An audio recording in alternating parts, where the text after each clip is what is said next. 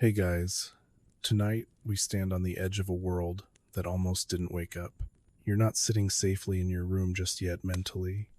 You're hovering above a planet wrapped in darkness, where city lights glow like nervous constellations, and somewhere far away a red phone hums softly, waiting to scream. You can almost smell cold metal and hot dust at the same time. And fair warning, you probably won't survive this night if things go even slightly wrong. Don't worry, that's a joke. Mostly. So before you get comfortable, take a moment to like the video and subscribe, but only if you genuinely enjoy what I do here. And also comment your location and your local time. It's always satisfying to see from where are you tuning in from. Now dim the lights, maybe turn on a fan for that soft background hum, and let's ease into tonight's journey together. You're alive in a world where the clock never stops ticking. It's not the gentle tick of a bedroom clock that slowly lulls you to sleep. It's louder, heavier, more like a countdown you're not supposed to hear, but somehow you do anyway. This is the Cold War, and even when nothing is happening, everything is happening. You feel it in the air, like static before a storm that might never break or might obliterate everything in a single flash. You walk through this era in secondhand memories. Sirens are tested on quiet afternoons. School children duck under desks, which is both strangely comforting and completely useless, and everyone pretends this is normal. The grown-ups smile and say it's just a drill, but their eyes betray them.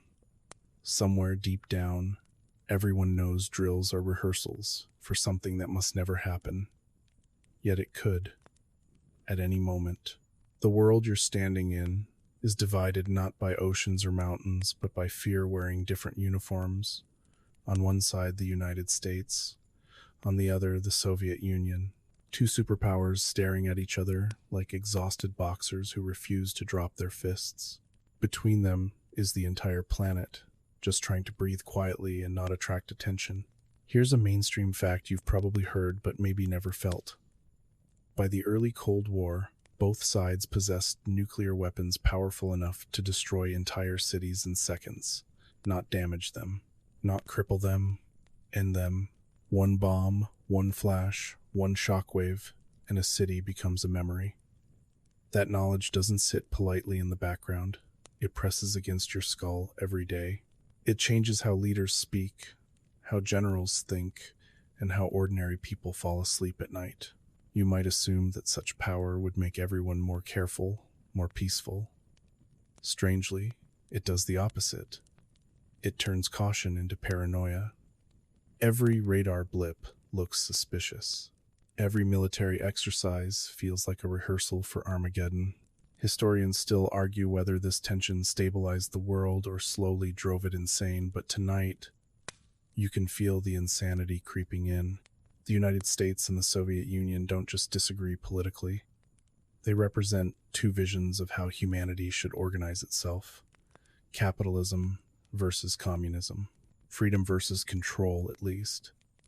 That's how each side sells the story to its own people.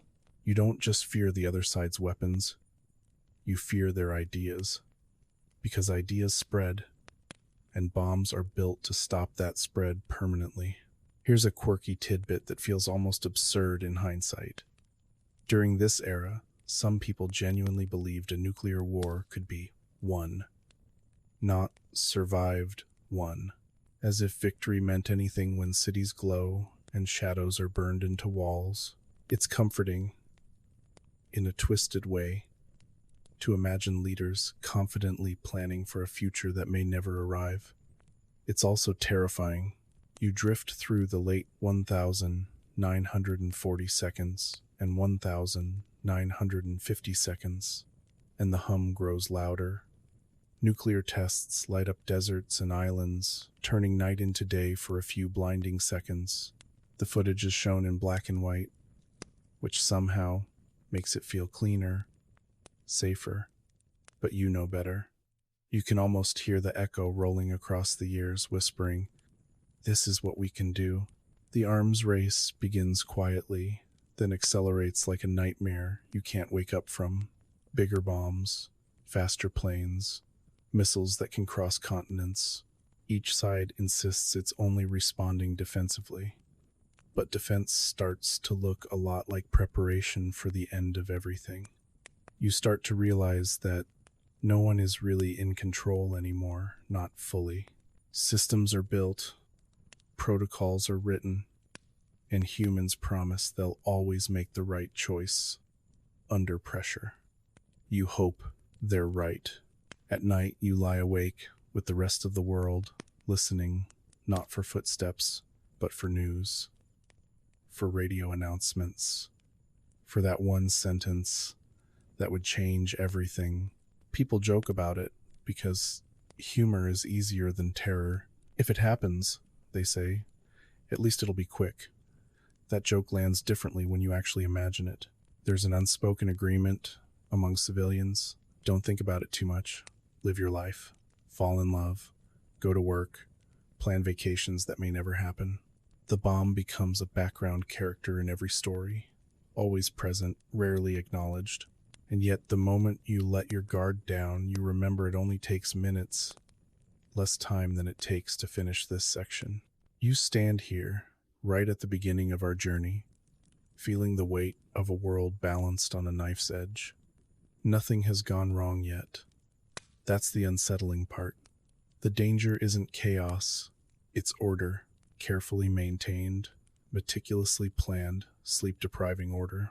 You can almost hear leaders convincing themselves they're being rational, that deterrence will hold, that no one is foolish enough to press the button. But as you're about to find out, history isn't just shaped by grand strategies and stern speeches. It's shaped by misunderstandings, fatigue, pride, and moments when someone, somewhere, hesitates or doesn't. And as the fan hums softly in the background, you ease deeper into a story where the world came terrifyingly close to ending not once, but again and again. You don't get to stay hovering above the planet for long. Gravity pulls you down into the rivalry itself, into the uncomfortable realization that this isn't just about weapons, it's about identity. You feel it immediately. The world has been split into camps, and you're expected to pick a side, even if you're just a factory worker, a farmer, or a kid riding a bike down a quiet street. Neutrality feels suspicious. Silence feels dangerous. You live in a time when the United States and the Soviet Union don't merely compete, they mirror each other obsessively. Every move one makes, the other studies under harsh fluorescent lights, asking not why but what next. If one side builds a bomber, the other builds two. If one side deploys missiles, the other deploys better ones. It's like watching two people argue while holding matches in a room full of gasoline.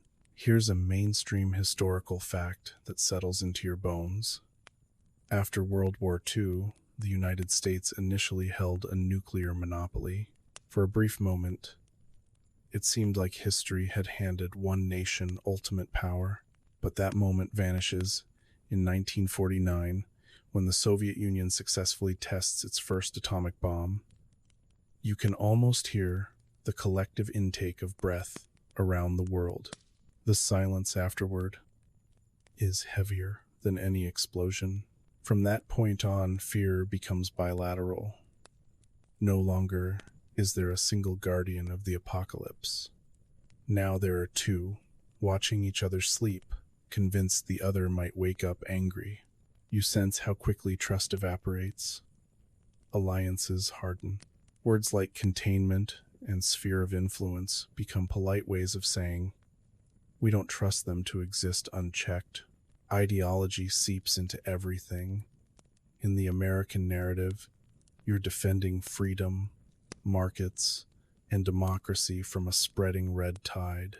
In the Soviet narrative, you're protecting workers, equality, and revolution from greedy imperialists. Each side believes, genuinely, that losing this struggle means the end of a just world. When stakes are framed that way, compromise starts to look like betrayal.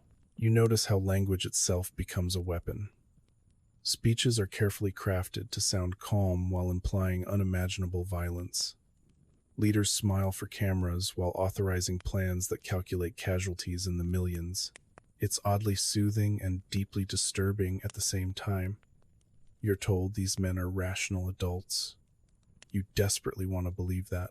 A quirky detail slips through the cracks here.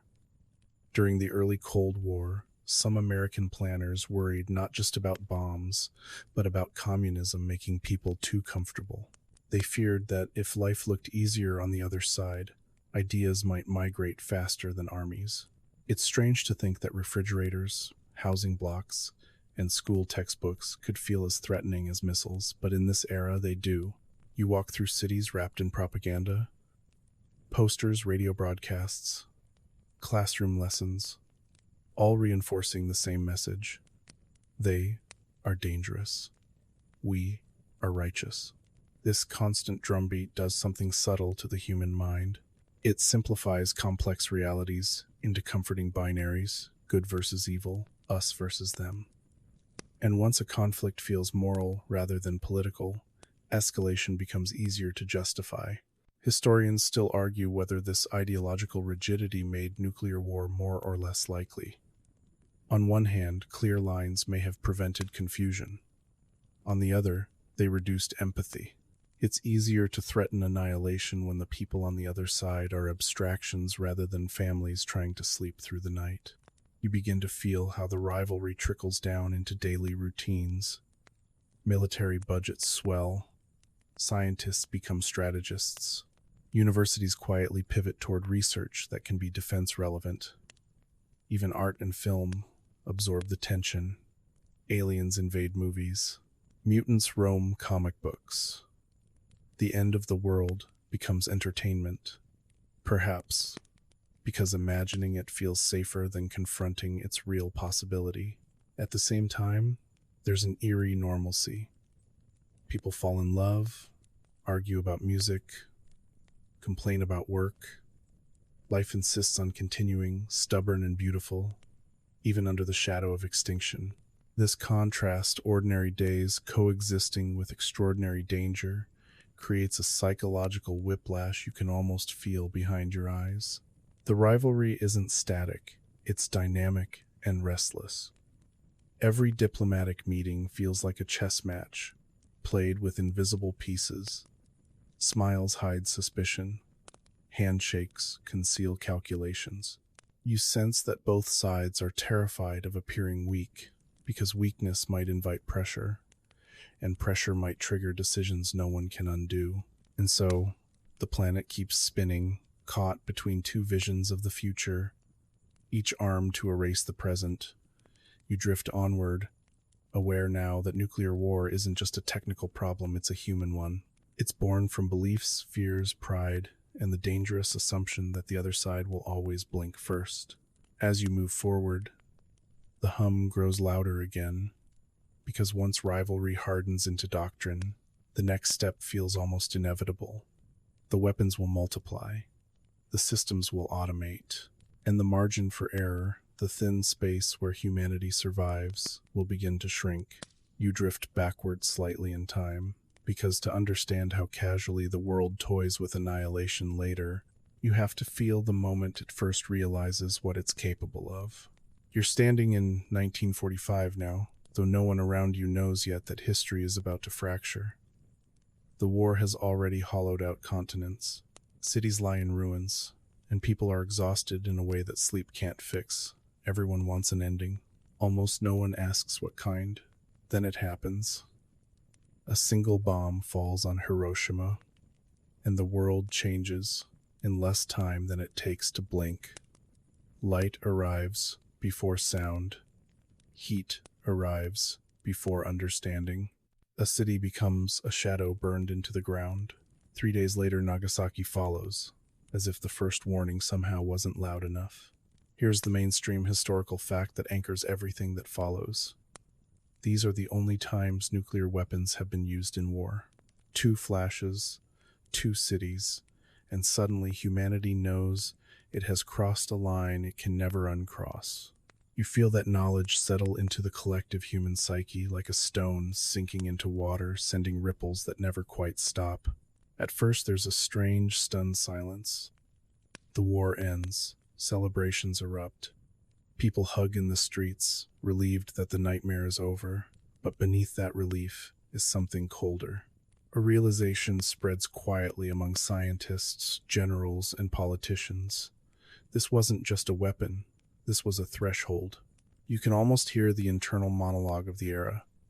If one bomb can do this, what about 2, 10, 100? Curiosity mixes with dread. The same minds that unlocked the atom now try to lock it back inside a box, but the lid doesn't fit anymore. Knowledge has a way of escaping confinement. A quirky and unsettling tidbit drifts through the labs of the time.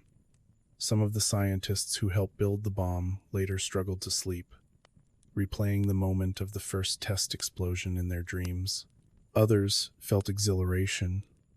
Instead, a sense of godlike power that frightened them, even as it thrilled them. Humanity, it turns out, isn't wired to handle this kind of capability gracefully. You feel the immediate imbalance that follows. The United States emerges from the war with a weapon no one else possesses. For a brief, dangerous moment, there's a sense of absolute leverage. The bomb becomes a symbol not just of military might, but of ultimate authority. If you have it, you matter. If you don't, you're vulnerable. Historians still argue whether the atomic bombings ended World War II faster and saved lives, or whether Japan was already on the brink of surrender. What's harder to argue is this. Once the bomb exists, it reshapes every future decision. War is no longer just about winning. It's about whether winning is survivable. You walk through the late 1940 seconds as the glow of those explosions lingers invisibly in the air. Nuclear tests follow, each one treated like a scientific milestone rather than a rehearsal for extinction. Mushroom clouds rise in deserts and over oceans, filmed from safe distances, narrated in calm voices. There's a disturbing neatness to it all. Explosions become data points. Fallout becomes something you measure, not something you imagine settling on your skin. The Soviet Union watches closely. You can feel their urgency, their determination not to be left naked in a world where one nation holds the power to erase cities. Espionage accelerates, research intensifies, and when the Soviets finally test their own bomb, the soundless shockwave travels across the globe. The monopoly is gone. Balance, of a sort, replaces dominance. From this point on, nuclear weapons stop being a wartime emergency measure and start becoming permanent fixtures of international life. They're stored, cataloged, improved. War planners talk about them the way engineers talk about bridges or engines. It's practical. It's efficient. It's terrifying. You notice how quickly the unimaginable becomes routine. Governments build policies around weapons that can end civilization, and people learn to live with that contradiction. Children grow up under skies that have been briefly turned into suns elsewhere, and yet they still play, still dream. Humanity adapts, even to existential threat. As you move forward again, you realize this is the moment the background hum truly begins. The bomb isn't just a weapon anymore. It's a presence, a silent companion to every diplomatic meeting, every military exercise, every uneasy night's sleep.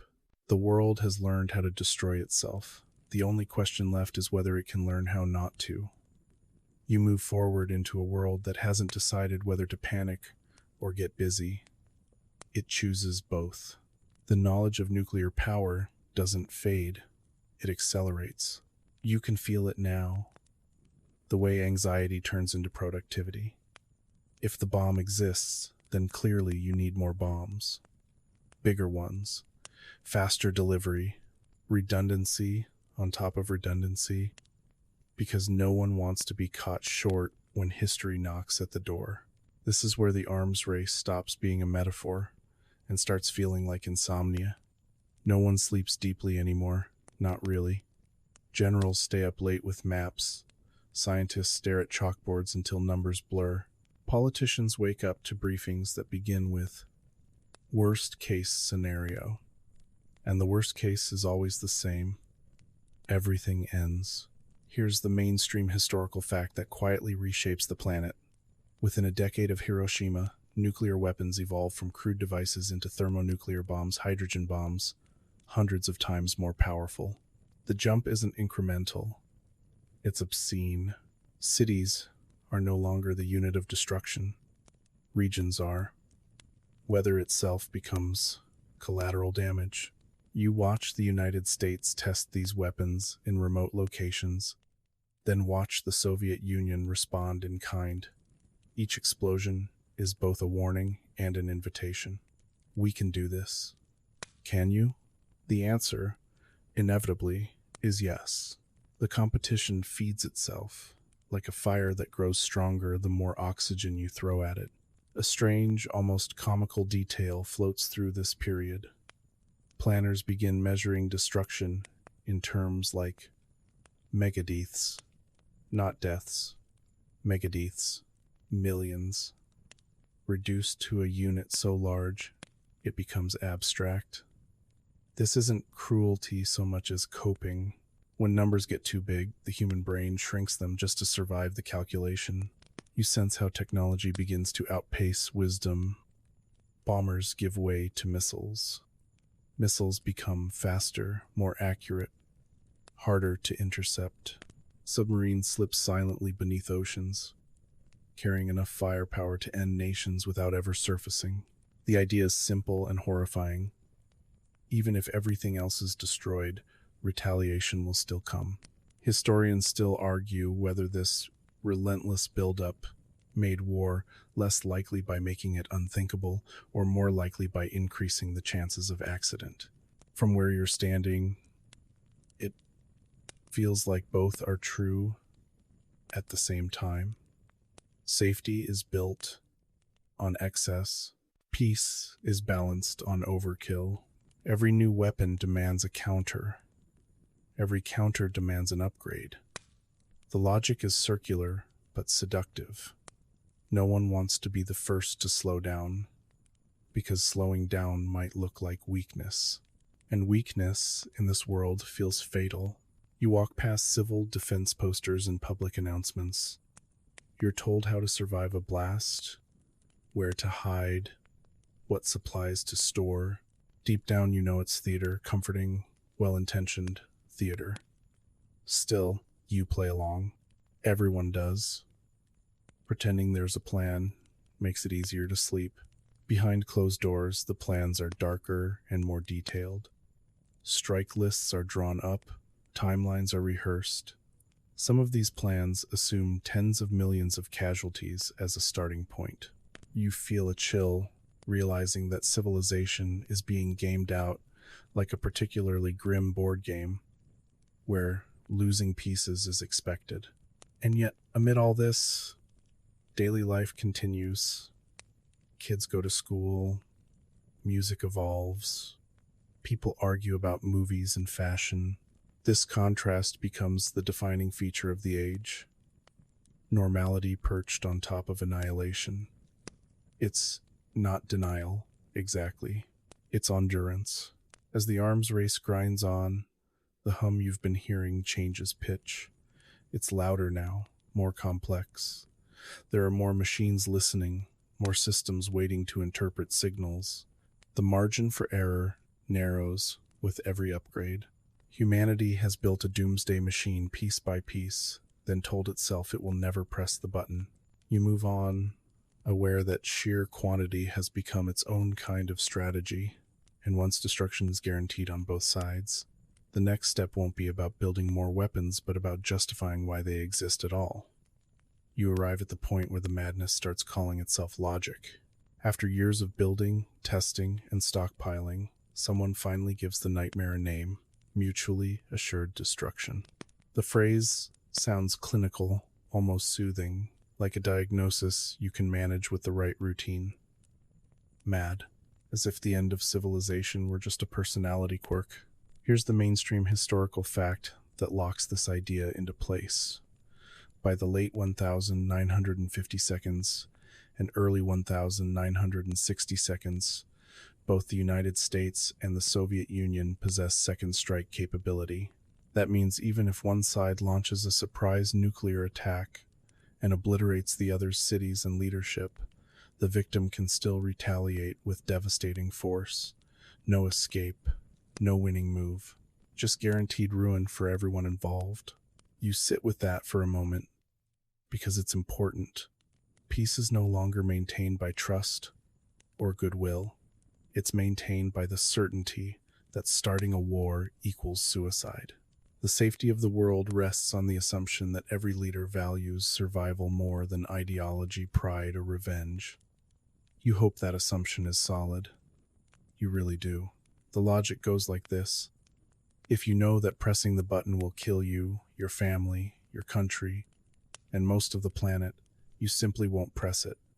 Deterrence replaces diplomacy. Terror becomes a stabilizing force. It's perverse, but it's elegant in its own twisted way. A quirky detail slips in here, one that feels almost darkly humorous. Military strategists actually debate how irrational a leader needs to appear to be credible. Too calm, and the other side might think you'll never retaliate. Too unstable, and they might panic. Somewhere in the middle lies the ideal level of menace. Imagine trying to calibrate insanity on a sliding scale. You feel how this doctrine reshapes everything. Weapons aren't built to be used. They're built to sit silently and threaten. War plans become exercises in psychology. Missiles aren't messages of aggression, they're messages of warning. Don't make me do this. Every silo, submarine, and bomber whispers the same sentence. Historians still argue whether mutually assured destruction genuinely prevented nuclear war or whether humanity simply got lucky over and over again. Supporters point out that no nuclear weapons have been used in combat since 1945.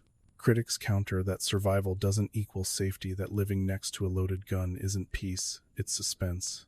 You notice how language adapts to make the unthinkable easier to swallow. Counter-value targets instead of cities. Collateral damage instead of civilians. Abstraction becomes a shield against moral weight. If you can turn people into numbers, decisions feel lighter, even when they're not. At the same time, there's a strange reassurance in the balance. As long as both sides remain rational, the world holds. Treaties are discussed, hotlines are installed, signals are clarified. It's not friendship, but it's communication, and communication feels like oxygen in a room full of explosives. You also sense the fragility of it all. MAD doesn't forgive mistakes. It assumes perfect information, flawless technology, and calm decision-making under extreme stress. That's a lot to ask of humans at 3 a.m, with alarms blaring and seconds to decide. As you drift onward, the doctrine hums quietly beneath everything. It's the invisible architecture of the Cold War. No parades, no monuments, just a shared understanding. We are all hostages to each other's restraint. And for now, just for now, that restraint holds. You slide gently into the machinery behind the fear, because once destruction is guaranteed, the real danger shifts. It's no longer about intention alone. It's about interpretation. You're living in a world where machines are trained to notice everything, and humans are trained to trust those machines, sometimes more than their own instincts. Here's the mainstream historical fact anchoring this moment. By the late 1950 seconds, both superpowers build early warning systems designed to detect incoming nuclear attacks within minutes. Radar stations stretch across continents.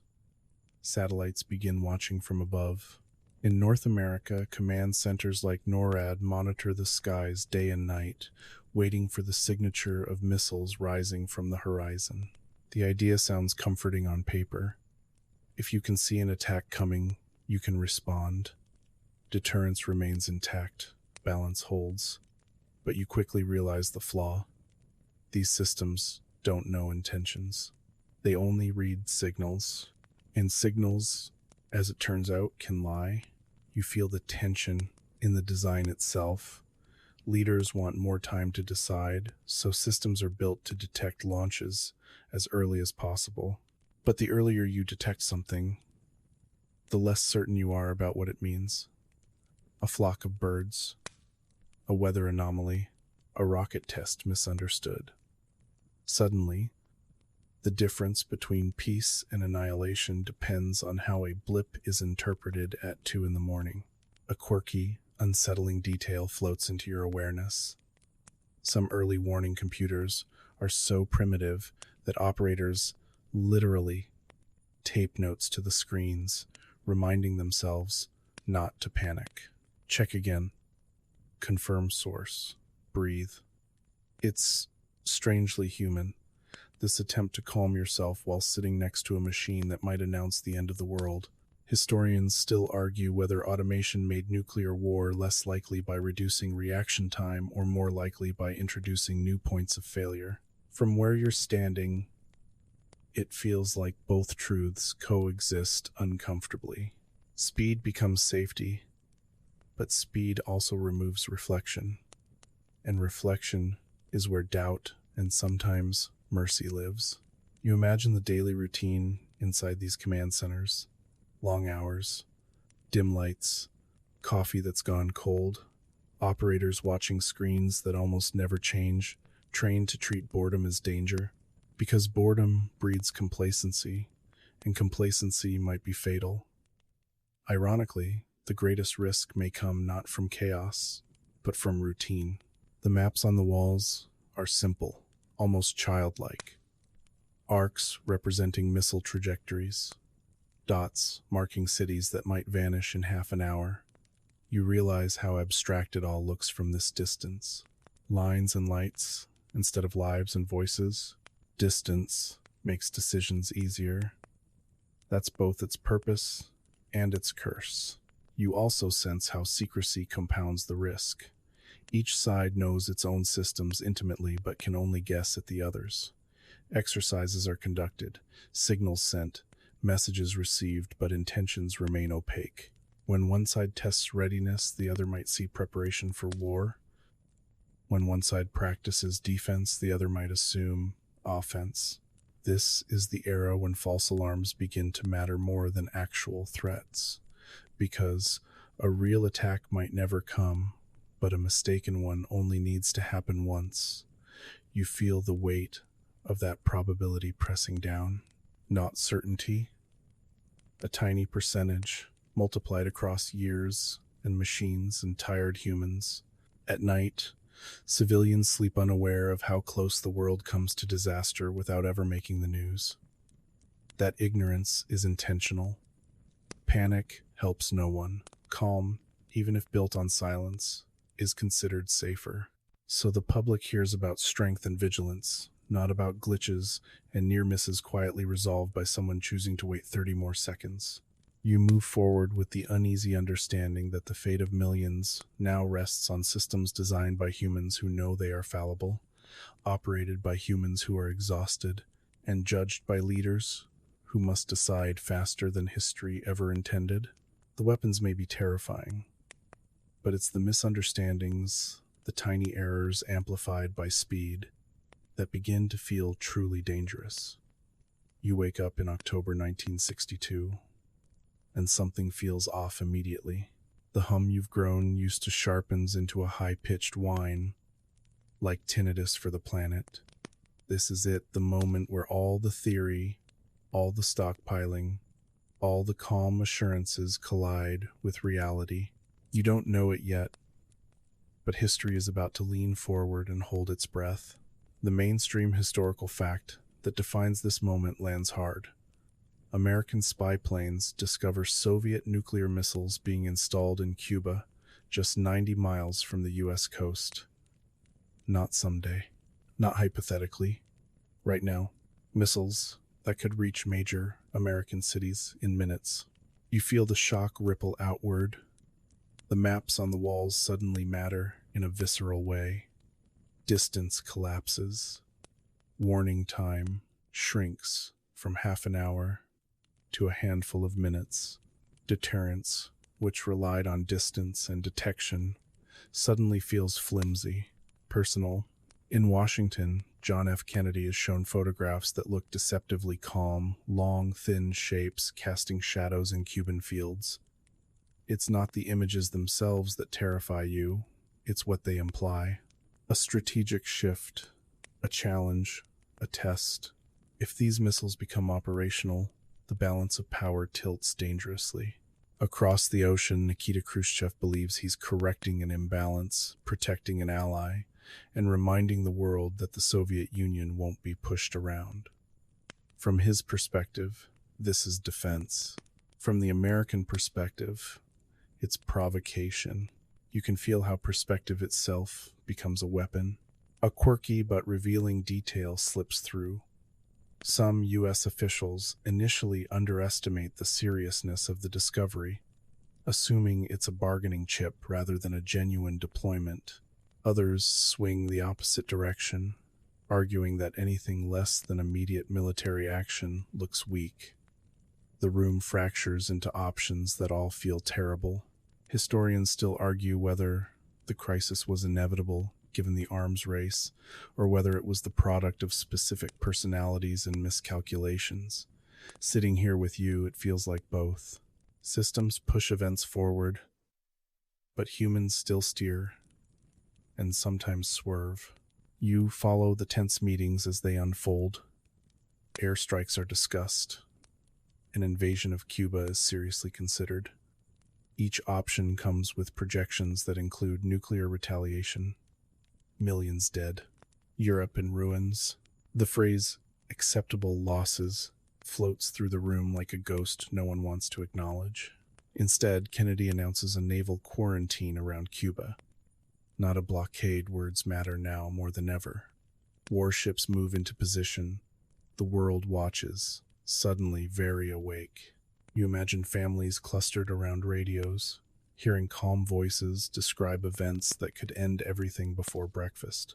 On the other side, Soviet ships steam toward the quarantine line. Orders are issued, then counter-orders, then pauses. This is where time stretches. Hours feel like days. Days feel like eternity. Every decision is layered with uncertainty. If we back down, do we lose credibility? If we push forward, do we lose the world? You feel the peculiar stillness of it all. No explosions, no gunfire, just waiting. Waiting becomes the most dangerous activity imaginable, because in that silence, fear fills every gap. Somewhere beneath the surface, literally, Soviet submarines carry nuclear torpedoes, unknown to the Americans above them.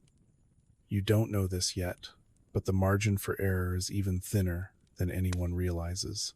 The world is balanced not just on decisions in capitals, but on the nerves of men sealed inside steel tubes, cut off from communication.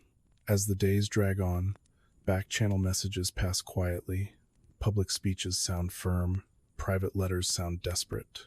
You sense that both leaders understand something essential. Once the first shot is fired, no one controls what happens next. You move through these days feeling the weight of collective anxiety. This isn't abstract strategy anymore.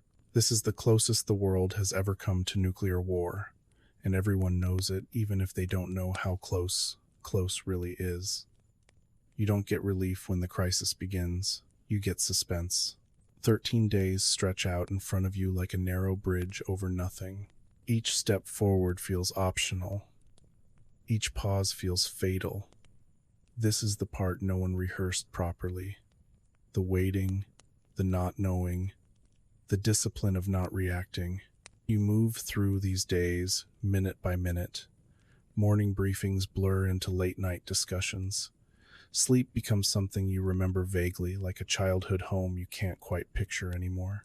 Every phone call feels heavier than the last, because it might carry the sentence that ends the story. Here's the mainstream historical fact that frames this stretch of time. During the Cuban Missile Crisis, Both superpowers elevate their nuclear forces to unprecedented levels of readiness. Bombers are fueled and airborne, missiles are prepared, submarines move into position. The world isn't at war, but it's braced for one. In a way, it never has been before. You feel how fragile command becomes under this pressure. Information comes in fragments. Reports conflict. Intelligence is incomplete by definition. Decisions are made with confidence in public and doubt in private. The people at the top are painfully aware that no one has ever tested this situation before.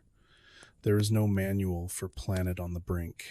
A strange, almost surreal detail slips into your awareness. In some American cities, people quietly stock up on canned food without quite admitting why. In others, life goes on almost unchanged. The same day the world nearly ends, someone somewhere complains about traffic, or burns dinner, or falls in love. History doesn't pause for its own climax. Historians still argue whether the calm tone of public speeches helped prevent panic or masked just how desperate the situation truly was. From inside the moment, it feels like a balancing act between honesty and survival. Too much truth might cause chaos. Too little might breed complacency. You track the naval quarantine as ships approach the line and then miraculously slow down. Some turn back, some stop and wait. Each course correction feels like a heartbeat returning after a skipped beat. The absence of collision becomes a kind of progress. Behind the scenes, messages flow quietly. Letters are drafted, rewritten, softened. Threats are wrapped in diplomacy. Promises are hinted at without being fully stated. You sense how important tone becomes. One poorly chosen phrase could tip everything over. It's not just what is said, but how. You notice how restraint becomes the rarest and most valuable resource. Military leaders on both sides push for decisive action, convinced that delay increases danger. Civilian leaders hesitate, not because they are weak, but because they understand something the planners don't. Once events move beyond a certain speed, no one is steering anymore. The world holds its breath as surveillance flights continue over Cuba.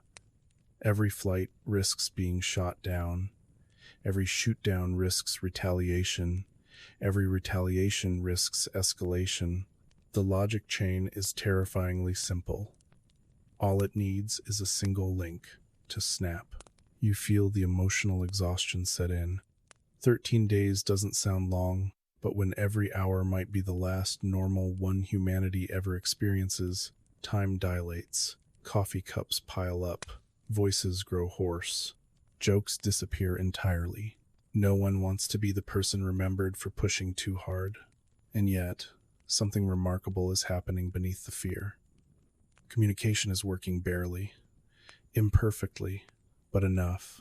Signals are being sent not just through official channels, but through pauses, hesitations, and what doesn't happen. Restraint becomes its own language.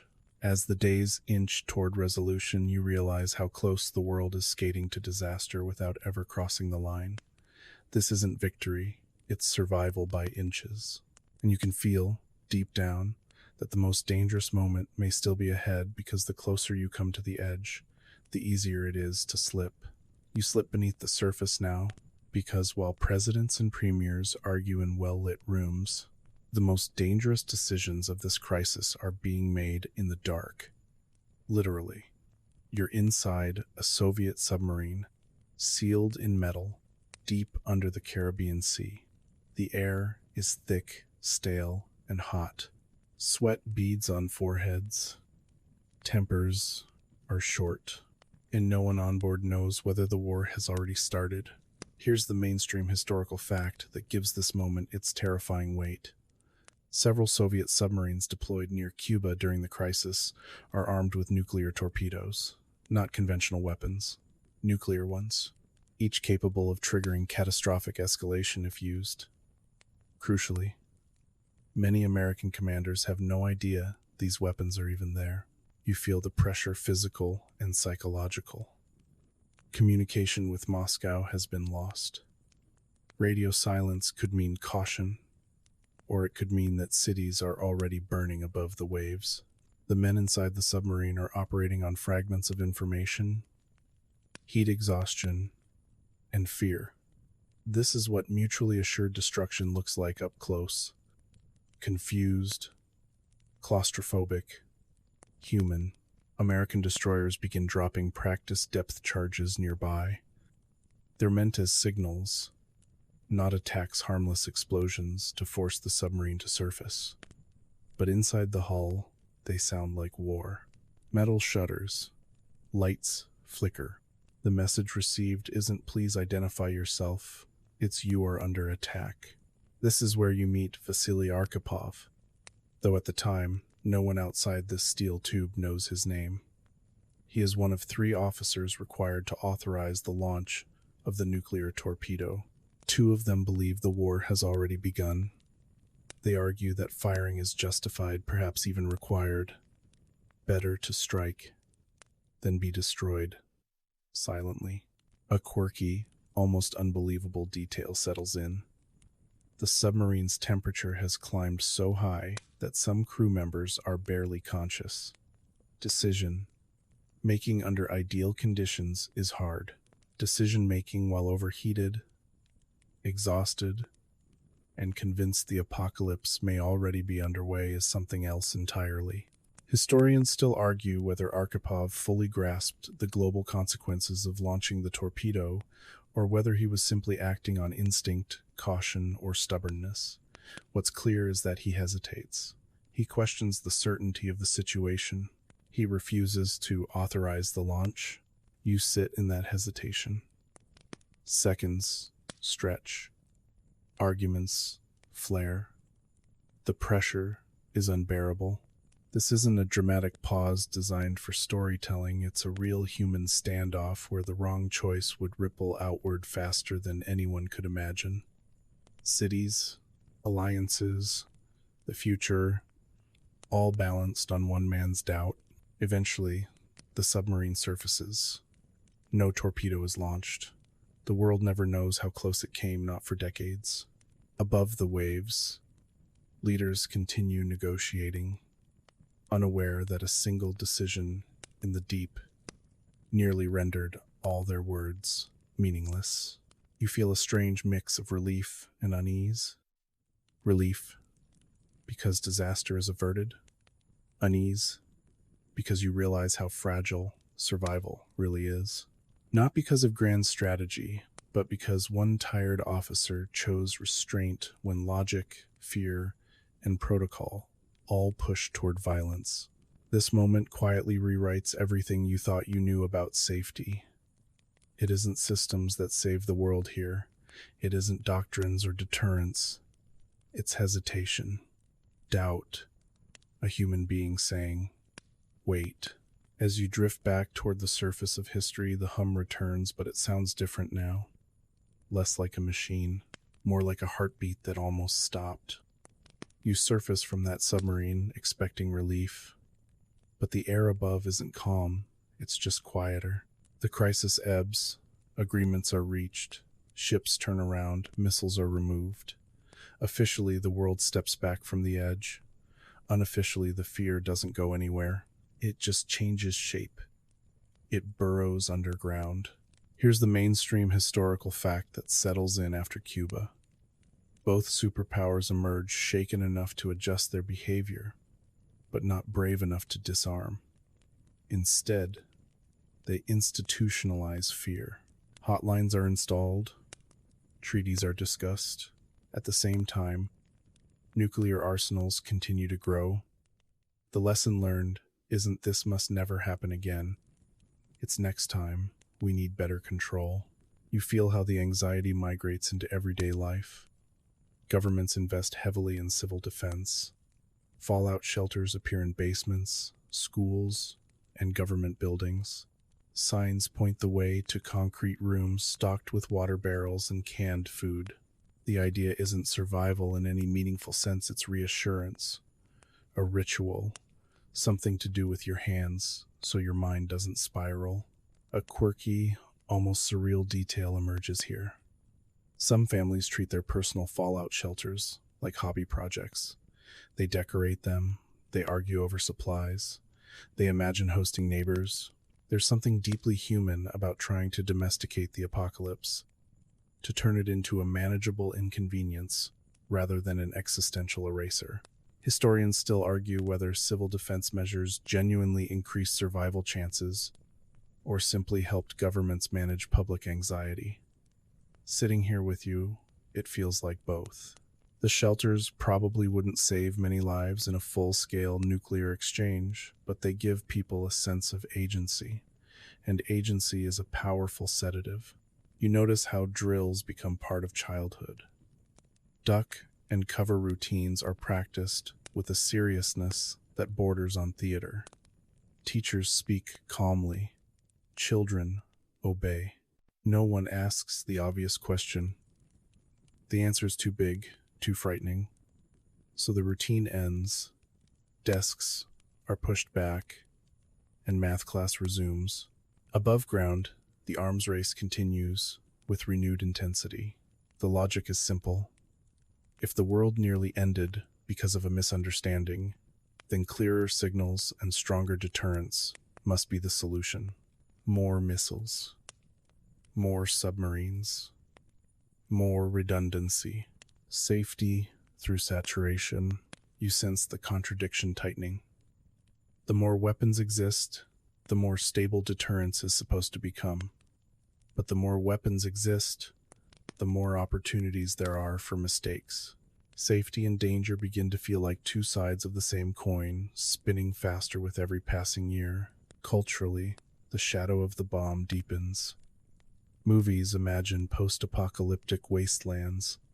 Songs carry undertones of anxiety and defiance. Humor turns dark. Jokes about the end become a way to acknowledge fear without naming it directly. Laughing feels safer than screaming. In private, leaders reflect on Cuba with unease. Back channels become more valued. Communication, even with enemies, starts to feel essential rather than optional. You realize something important has shifted. Restraint has proven itself powerful. Not glamorous, not heroic, but effective. And yet, no one fully trusts it. Systems are still built around worst-case assumptions. Everyone plans for the failure of everyone else's judgment. That mutual distrust becomes the glue holding the world together, which is a strange foundation for peace, but it's the one humanity chooses. As you move deeper into the Cold War's middle years, you carry this tension with you. The crisis may be over, but its echo hums beneath everything. The world didn't end, but it learned how close it can come. And once you know that, you never quite relax again. You might think that surviving the Cuban Missile Crisis would scare everyone straight, that the world, having peered into the abyss, would tiptoe forever after. But fear doesn't always lead to caution. Sometimes it leads to normalization, and that's where the real danger settles in, quietly, persistently, between headlines. Here's the mainstream historical fact that anchors this uneasy stretch. Throughout the Cold War, there are multiple documented nuclear near misses that remain classified or barely reported for years. Not dramatic showdowns between leaders, not grand ideological clashes, just ordinary days where something goes wrong, and the wrongness almost snowballs into catastrophe. You feel how the crisis mentality fades into routine. Systems hum along. Alerts are tested, personnel rotate in and out, and with routine comes complacency. Not carelessness. Exactly just the subtle belief that nothing ever happens until it almost does. You drift into one such moment in the early 1960 seconds. A training tape is accidentally loaded into a North American command system, simulating a massive Soviet attack. Screens light up, Alarms sound. For a few terrifying minutes, it looks exactly like the real thing. Fighters scramble, bombers prepare. Then someone notices the error. A tape, a drill. The world exhales without ever knowing it held its breath. A quirky, unsettling detail emerges here. Many of these systems are designed to prioritize speed over certainty. Verification steps exist, but they're intentionally limited. Waiting too long could be fatal. That means false alarms don't fail safely. They fail loudly. And loudly means dangerously. Historians still argue whether the frequency of these near misses suggests systemic fragility or whether the very fact that they were resolved proves resilience. Standing where you are, it feels like flipping a coin over and over again and calling the lack of disaster a strategy. You move into the skies now, where bombers carrying nuclear weapons patrol endlessly. This is normal. So normal that accidents become inevitable. In 1961, a U.S. bomber breaks apart over North Carolina, dropping 2 nuclear bombs. One nearly detonates. Only a single low-voltage switch prevents catastrophe. You realize how thin that margin is. One component, one failure away from rewriting history.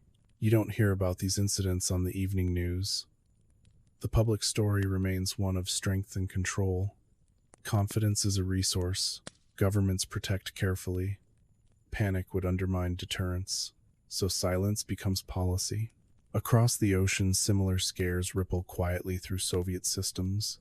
Equipment malfunctions, radar glitches, miscommunications. The specifics differ, but the pattern repeats. Machines scream, humans hesitate. Disaster is avoided by chance or judgment or both.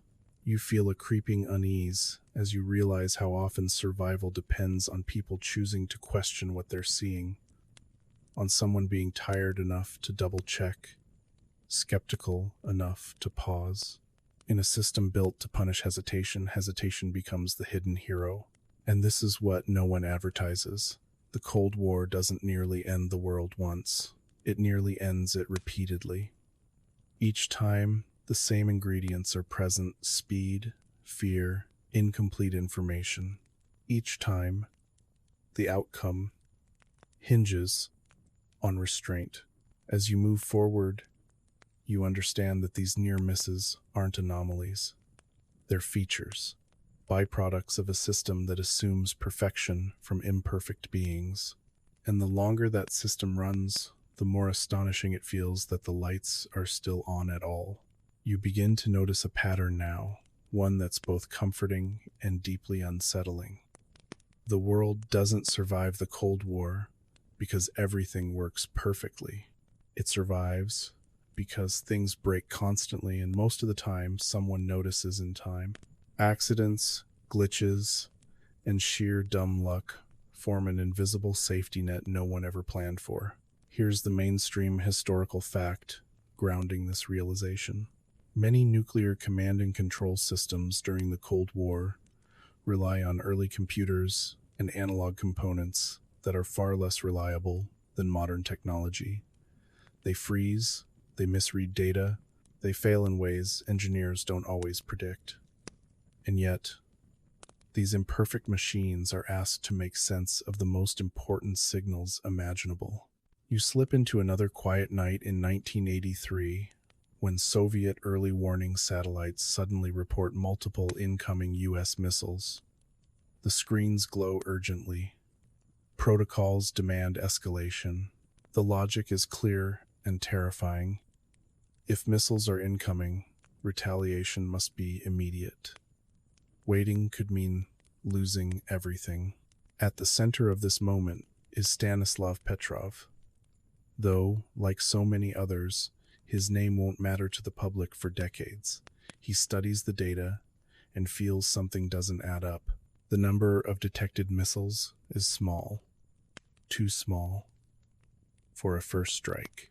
His gut tells him the system is wrong. A quirky detail drifts into focus. The satellite has misinterpreted sunlight, reflecting off clouds, as missile launches, a cosmic coincidence. The sun, clouds, and a machine's rigid logic nearly combine to end human history. Petrov reports it as a false alarm against protocol. He waits. Historians still argue whether Petrov's decision was heroic insight or simply good intuition backed by luck. What's undeniable is that the system itself offered no graceful way to fail. It screamed attack.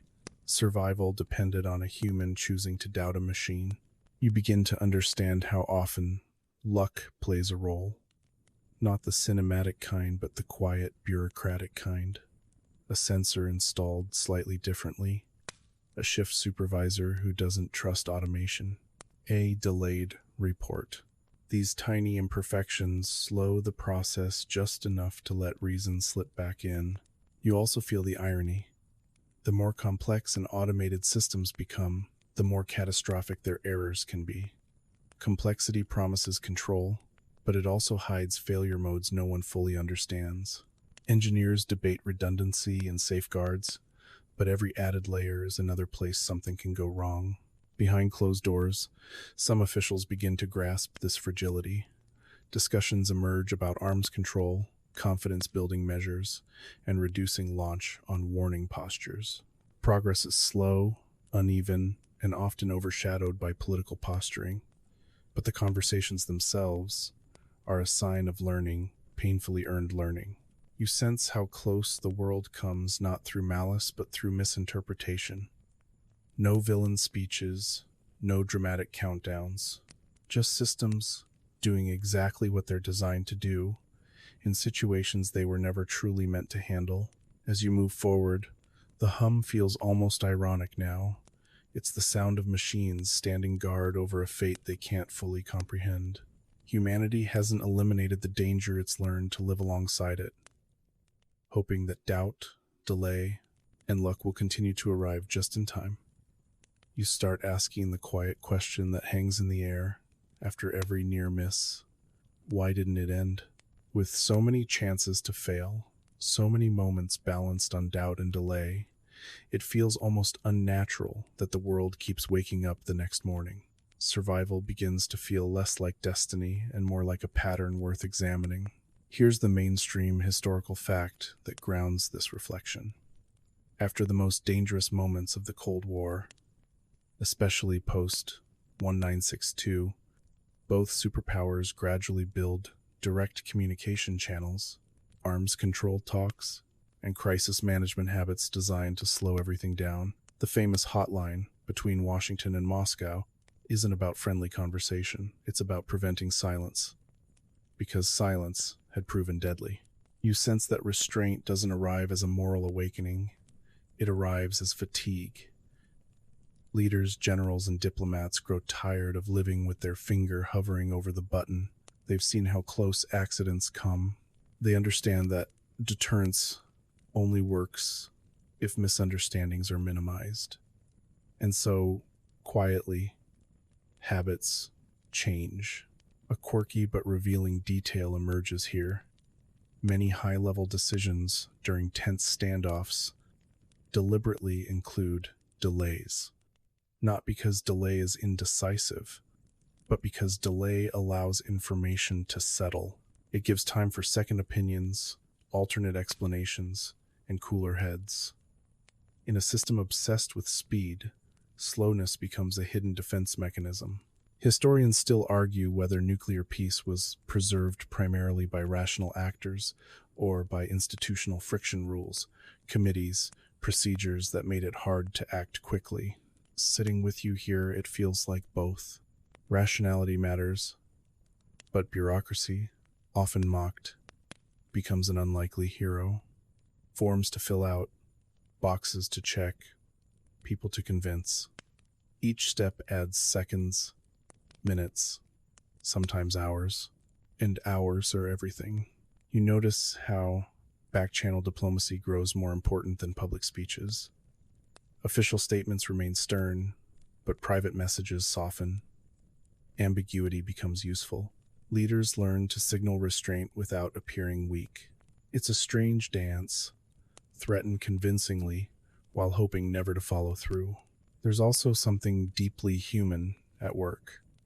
Leaders imagine themselves being remembered, not just as winners or losers, but as the ones who ended everything or didn't. Legacy becomes a quiet influence. No one wants history to reduce their name to a footnote under the phrase, the last normal day. You feel how fear itself matures. Early Cold War fear is loud, dramatic, urgent. Later fear is quieter, more procedural. It lives in meeting agendas, policy reviews, and cautious wording. It's less visible, but more stable. The danger hasn't vanished. It's been managed, contained, negotiated with, and yet the survival never feels guaranteed. Every improvement assumes continued cooperation, continued caution, continued humanity. There's no permanent fix, just maintenance. Constant, vigilant maintenance of peace that looks suspiciously like preparation for war. As you move on, you realize the world didn't avoid nuclear destruction through a single grand solution. It did so through a patchwork of restraint, communication, doubt, and delay. Not elegant, not heroic, just enough. You slow down here, not because the danger has passed, but because this is where interpretation takes over. The events are behind you now, scattered across decades, reports, and memories. What remains unsettled is the meaning. Why did the world survive something that seemed designed to fail? Here's the mainstream historical fact that frames the debate. Despite tens of thousands of nuclear weapons deployed at the Cold War's peak, none were used in combat after 1945. This absence becomes evidence, though not proof, that deterrence worked, or that restraint worked, or that something else entirely intervened. Historians still argue whether nuclear peace was the result of cold, rational calculation or sheer blind luck. You can feel the split clearly. One camp points to mutually assured destruction as a grim but effective stabilizer. Leaders knew the consequences. They chose survival, simple, if terrifying. The other camp isn't convinced.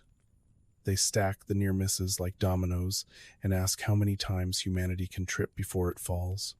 Radar glitches, misread data, human fatigue, weather patterns mistaken for attacks. They argue that the absence of catastrophe isn't proof of safety. It's proof that catastrophe narrowly missed its cue. A quirky but unsettling detail slips into this debate.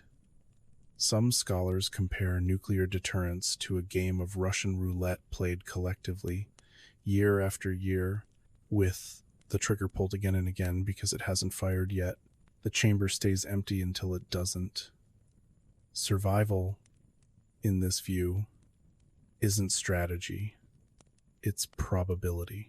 You sit with both interpretations and notice something uncomfortable. They can both be true.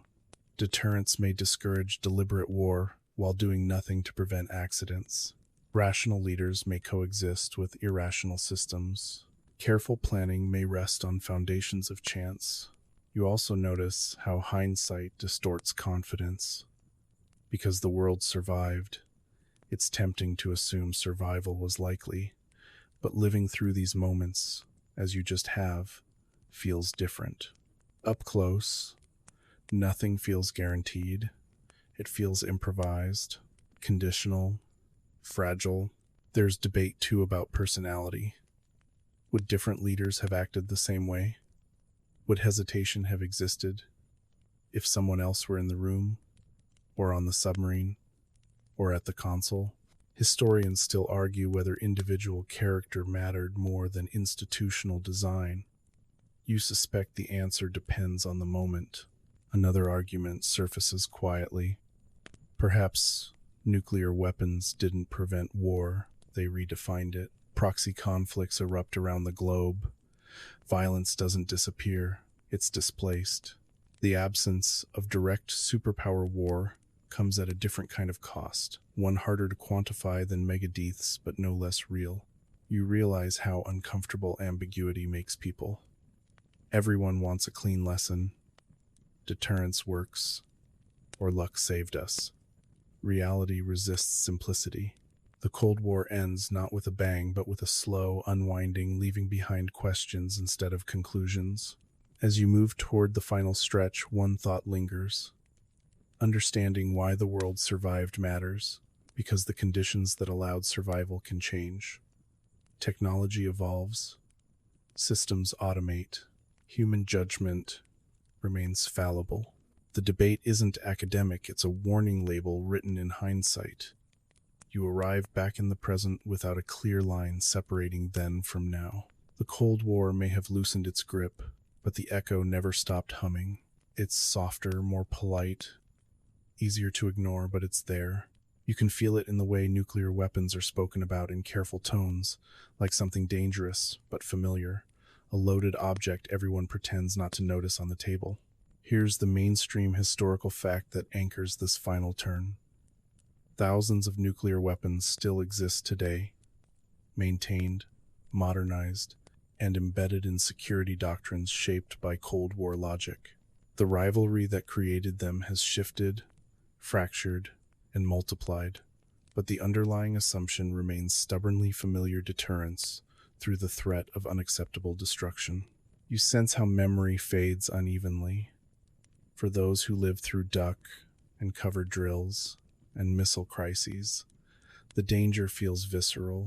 For those born later, it's abstract something from documentaries, grainy footage, and stories told in a calm voice meant to help you sleep. Distance dulls urgency. That might be the most dangerous change of all. A quirky, slightly unsettling detail slips in here. Modern nuclear systems are in many ways faster than their Cold War predecessors.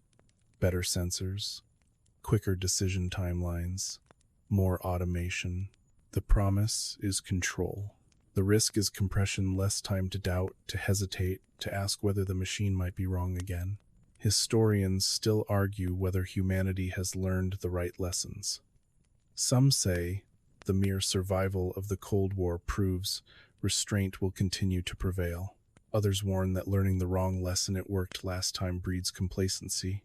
You can feel the tension between confidence and caution pulling in opposite directions. You think back to the moments that mattered most. Not the speeches, not the doctrines, the pauses, the hesitations, the people who chose to wait when every system urged them to act. The world didn't survive because it was strong. It survived because it was uncertain, and that's the quiet truth you're left with. The line between existence and erasure has never been wide. It's measured in minutes, sometimes seconds, sometimes in a single human instinct whispering, "This doesn't feel right." The echo is still humming, not as a threat exactly, but as a reminder that the end of the world doesn't announce itself loudly. It creeps in through misunderstandings, routines, and confidence that nothing bad ever happens until it does.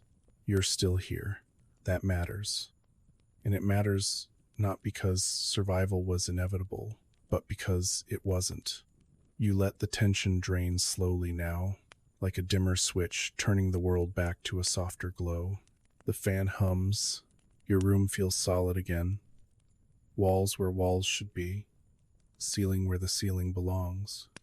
The story recedes, but it doesn't vanish. It settles somewhere behind your thoughts, quieter, calmer. You realize something gentle but profound. History isn't just a record of what happened. It's a record of what almost happened, and how often humanity stepped back without fully understanding how close it came. That closeness isn't meant to keep you awake in fear. It's meant to invite care, attention, humility. Tonight's journey wasn't about explosions or endings. It was about pauses, about the fragile human habit of hesitating when certainty feels too easy, about how survival sometimes depends not on brilliance but on doubt. As your breathing slows, the weight of it all softens. The world outside your window continues, imperfect and fragile, but still turning, still full of mornings, still capable of restraint. You don't need to solve anything tonight. You don't need answers wrapped neatly in conclusions. It's enough to rest with the understanding that being here right now isn't guaranteed by power or planning alone, but by countless small decisions to wait, to question, to not push the final button. Let that thought drift with you as sleep approaches. The past hums quietly, no longer urgent, just present. And for now, that's enough. Sweet dreams.